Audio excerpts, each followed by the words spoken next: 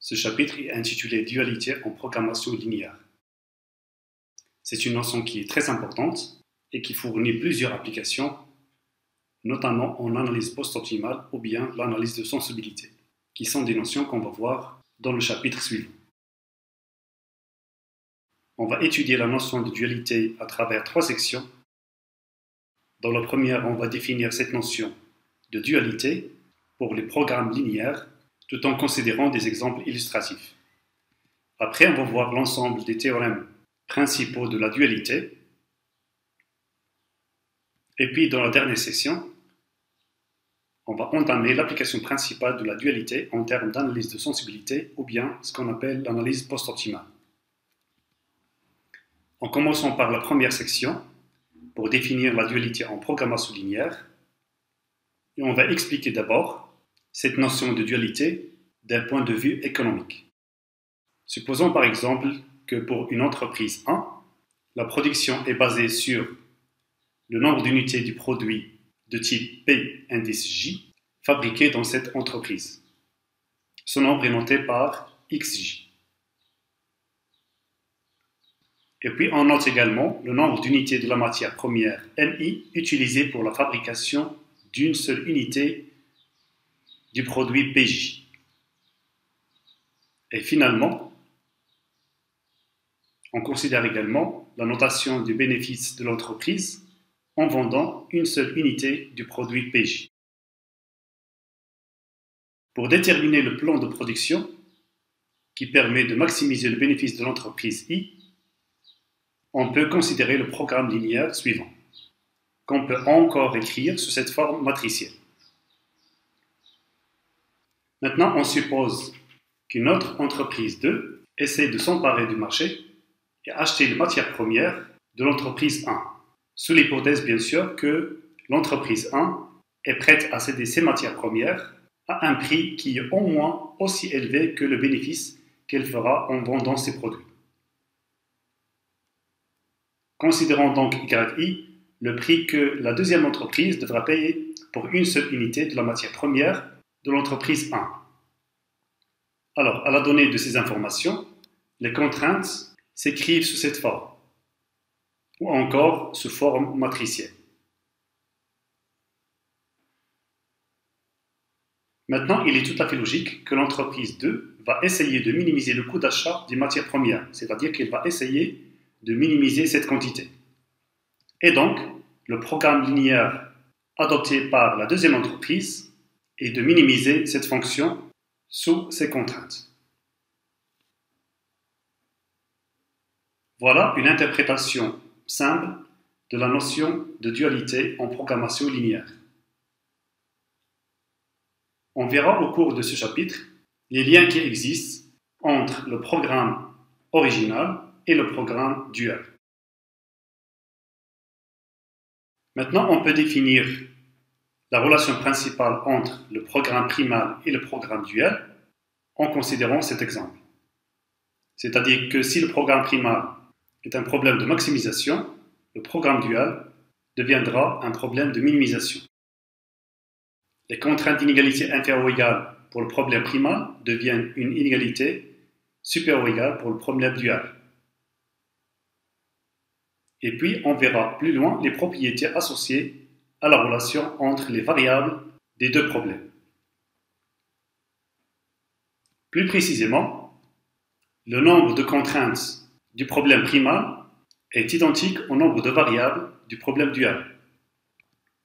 Également, le nombre des variables du problème primal est égal au nombre de contraintes associées au problème dual. On peut encore parler d'une propriété importante du problème dual. Dans le cas où le problème primal contient 2 contraintes, alors le problème dual contient seulement 2 variables et par conséquent il peut être résolu graphiquement quel que soit le nombre des variables du problème primal. Bien sûr, avant de construire le problème dual, il faut mettre le problème primal sous sa forme canonique. Considérons l'exemple suivant. Il s'agit d'un problème de maximisation avec des contraintes d'égalité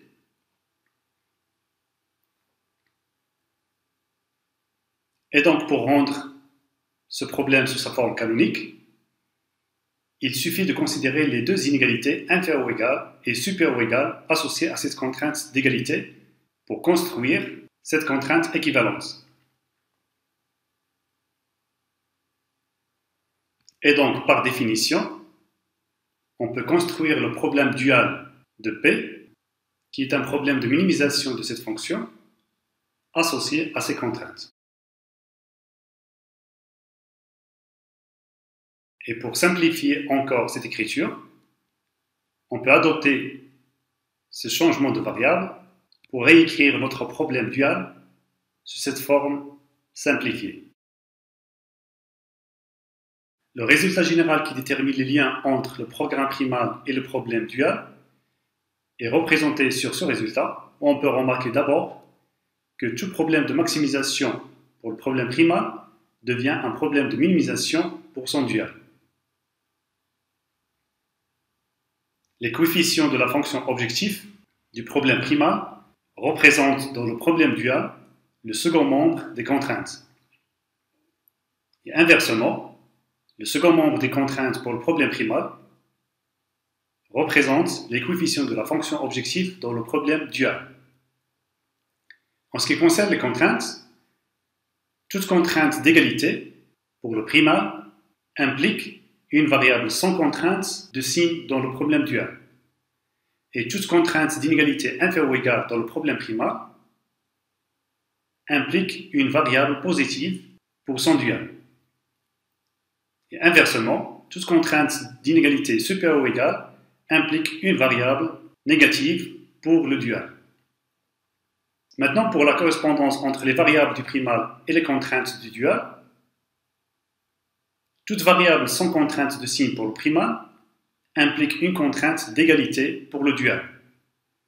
Et toute variable positive pour le primal implique une contrainte d'inégalité supérieure ou égale pour le dual.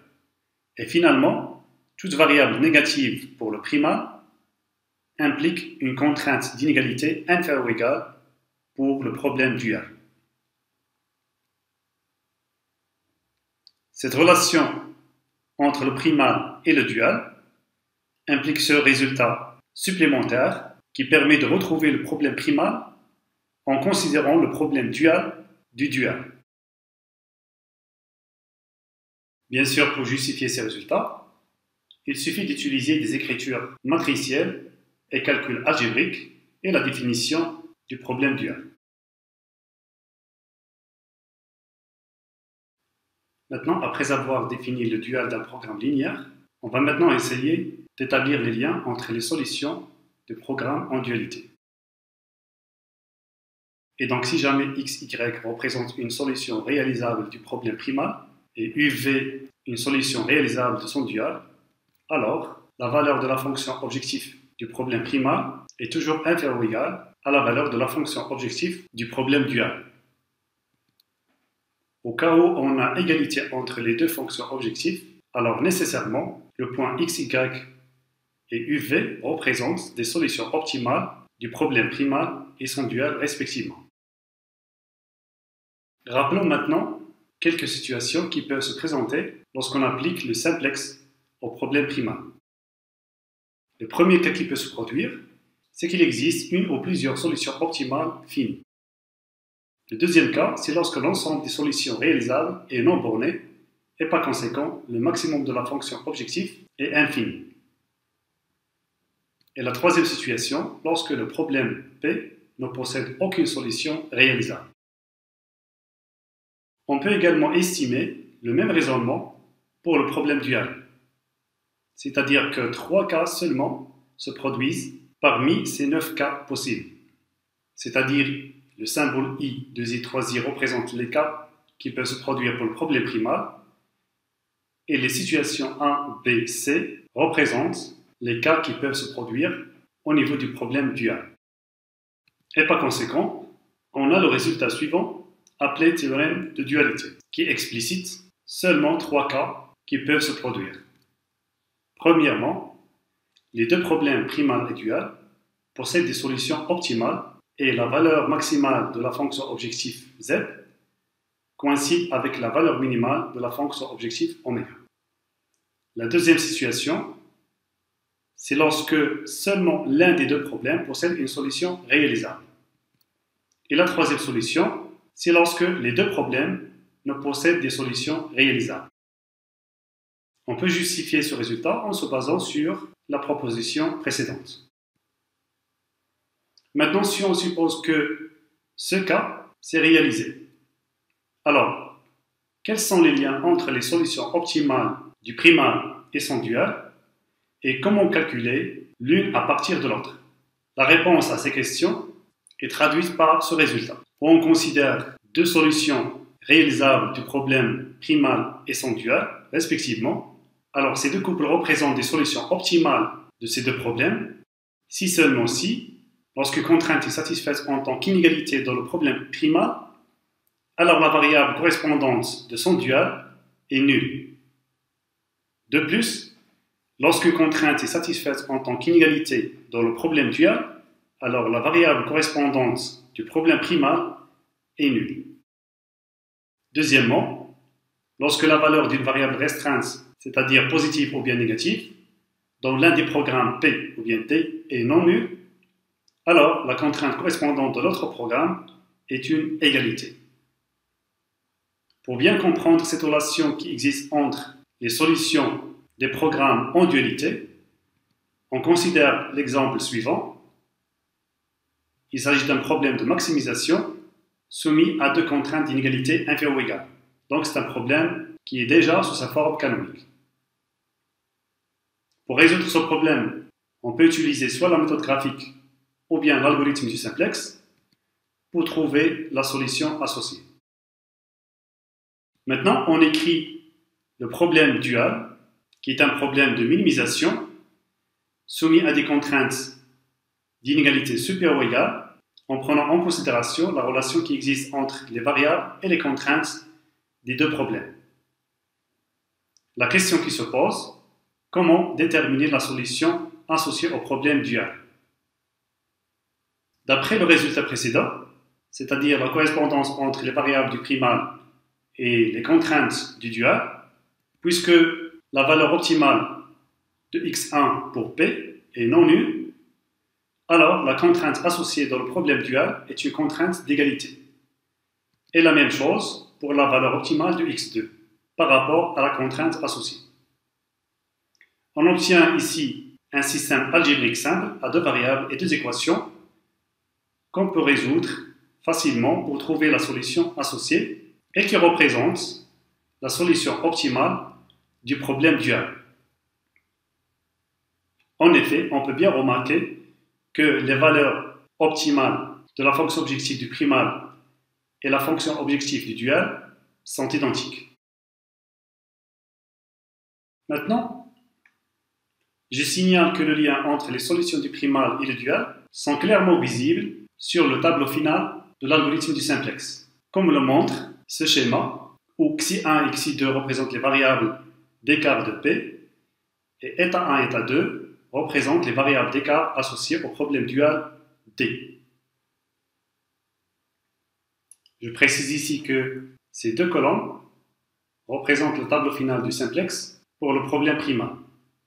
Et ici, en dernière ligne, on voit la solution optimale du primal. Je note que ce tableau est transposé par rapport à la représentation habituelle qu'on a déjà vue. Les lignes du tableau habituel sont les colonnes ici. On a procédé par cette transposition seulement pour faire apparaître les coefficients associés aux deux problèmes primal et dual en même temps. Également, ces deux lignes figurent dans le tableau optimal du simplex associé au problème dual. Et ici, on peut bien voir la solution optimale du dual. Et donc, la valeur optimale des deux programmes figure ici, et qui est égale à 2. Il est très important de noter qu'il n'est pas nécessaire de résoudre les deux problèmes P et T en même temps. Il suffit de résoudre le problème primal, ou bien le dual, et la solution optimale de l'autre se trouve dans le tableau optimal du premier, en première ligne. Il suffit alors d'identifier les variables de décision du problème primal aux variables d'écart du problème dual, Et inversement, identifier les variables d'écart du problème primal par rapport aux variables de décision du problème dual.